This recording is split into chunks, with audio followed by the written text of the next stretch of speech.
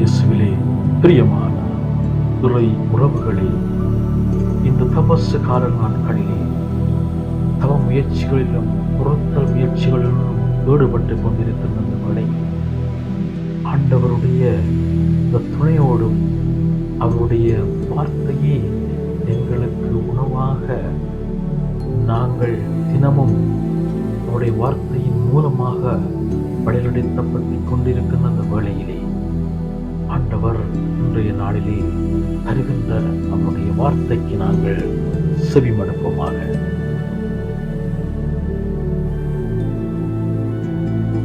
Lucas எழுதிய நற்செய்தியில் இருந்த வாசகம், அதிகாரம் 16, வசனங்கள் 19 தொடக்கம் 31 முடிய.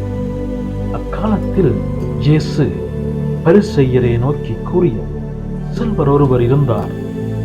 அவர் விலையுயர்ந்த மெல்லிய செந்நிற ஆடை அணிந்து நாள்தோறும் விருந்துண்டு இன்புற்றி இருந்தார். லாசர் என்னும் பெயர் கொண்ட ஏழை ஒருவரும் இருந்தார். அவர் உடல் முழுவதும் புண்ணாய் இருந்தது. அவர் அச்செல்வருடைய வீட்டு வாயில் அருகே கிடந்தார். அவர் செல்வருடைய மேசையில் இருந்து விழும் துண்டுகளால் தம் பசியாற்ற விரும்பினார். நாய்கள் வந்து அவர் பொங்கலை நக்கும். இந்த ஏழை இறந்தார். வானதூதர்கள் அவரை ஆபிரகாமின் மடியில் கொண்டு போய் சேர்த்தார்கள். செல்வரும் இறந்தார். அவர் அடக்கம் செய்யப்பட்டார். அவர் பாதாளத்தில் வதைக்கப்பட்ட போது அண்ணாந்து பார்த்து தொலையில் ஆபிரகாமையும் அவரது மடியில் லாசரையும் கண்டார். அவர், தந்தை ஆபிரகாமே, எனக்கு இரங்கும். லாசர் தமது விரல் நுனியை தண்ணீரில் நனைத்து எனது நாவை குளிரச் செய்ய அவரை அனுப்பும். ஏனெனில் இந்த தீப்பிழம்பில் நான் மிகுந்த வேதனை அடைகிறேன் என்று உரக்கு கூறினார். அதற்கு ஆபிரகாம், மகனே, நீ உன் வாழ்நாளில் நலன்களையே பெற்றாள். அதே வேளையில் லாசர் இன்னல்களை அடைந்தார். அதை நினைத்துக்கொள். இப்பொழுது அவர் இங்கே ஆறுதல் பெறுகிறார், நீயோ மிகுந்த வேதனைப்படுகிறாய். அன்றையும் எங்களுக்கும் உங்களுக்கும் இடையே பெரும் பிளவு ஒன்று உள்ளது. ஆகையால் இங்கிருந்து ஒருவர் உங்களிடம் வர விரும்பினாலும் கடந்து வர இயலாது. அங்கிருந்து நீங்கள் எங்களிடம் கடந்து வரவும் இயலாதென்றார். அவர், அப்படியானால் தந்தையே, அவரை என் தந்தை வீட்டுக்கு அனுப்புமாறு உங்களிடம் வேண்டுகிறேன். எனக்கு 5 சகோதரர்கள் உண்டு. அவர்களும் வேதனை மிகுந்த இந்த இடத்துக்கு வராதவாறு அவர்களை எச்சரிக்கலாமே என்றார். அதற்கு ஆபிரகாம், மோசையும் இறைவாக்கினர்களும் அவர்களுக்கு உண்டு, அவர்களுக்கு செவி சாய்க்கட்டும் என்றார். அவர், அப்படியல்ல தந்தை ஆபிரகாமே, பிறந்த ஒருவர் அவர்களிடம் போனால் அவர்கள் மனம் மாறுவார்கள் என்றார். ஆபிரகாம், அவர்கள் மோசைக்கும் இறைவாக்கினருக்கும் செவி சாய்க்காவிட்டால் பிறந்த ஒருவர் உயிர்த்தெழுந்து அவர்களிடம் போனாலும் அவர்கள் நம்ப மாட்டார்கள் என்றார். இது வாழ்வு தரும் கிறிஸ்து இயேசுவின் நற்செய்தி. பிரியமானவர்களே,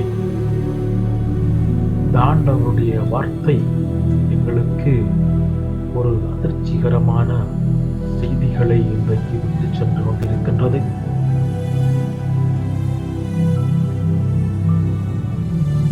பணக்காரருடைய வீட்டிலே ஏழை எப்படி கவனிக்கப்பட்டார்? அவர் கீழே விழுகின்ற ரொட்டி துண்டுகளால் தன் வயிற்றை நிரப்பினார். அந்த பணக்காரரோ சந்தோஷமாக தன்னுடைய வாழ்நாள் முழுவதும் இன்பத்தை அனுபவித்தார். அவர் ஏழைகளை கவனிப்பதில்லை. மற்றவர்கள் துன்பப்படும் போது அவர்களுக்காக தன்னை அர்ப்பணிக்கவில்லை. தன்னுடைய வாழ்வு, தன்னுடைய சொத்து, தன்னுடைய சுகம் என்று தன்னை மட்டும் அனுபவித்தவர் தன்னுடைய வாழ்நாளிலே. 2 பேரும் இறந்து போனார்கள். ஏழை ஆண்டவருடைய வாழ்வுக்கு சென்று விட்டார். பணக்காரர் இந்த நரகத்திலே வந்து அவியாத நெருப்பிலே எரிந்து கொண்டிருக்கிறார். எரிந்து கொண்டிருந்து கேட்கிறார், எனக்கு தாகமாயிருக்கிறது, லாசரை அனுப்புங்க, எனக்கு தண்ணி கொடுக்கிறது. பிரியமானவர்களே, நாங்கள் மன்றாடுவோம். இன்னும் எங்களுக்கு அருகிலேயே எத்தனை பேர் ஏழைகள் பசியாக, பட்டினியாக, உடுக்க உடை இல்லாம, படுக்க இல்லிடம் இல்லாம தங்களுடைய நோய்களுக்கு மருந்துகளை போட வழி இல்லாமல், மருந்துகளை வாங்க வழி இல்லாமல் இன்றைக்கு எத்தனையோ பேர் வேதனையிலே வாழ்ந்து கொண்டிருக்கிறார்கள்.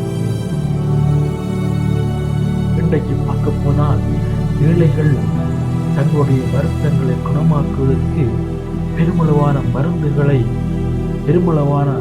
மருந்துகளை விலை கொடுத்து வாங்க வேண்டிய கட்டத்திற்கு போய்விட்டார்கள்.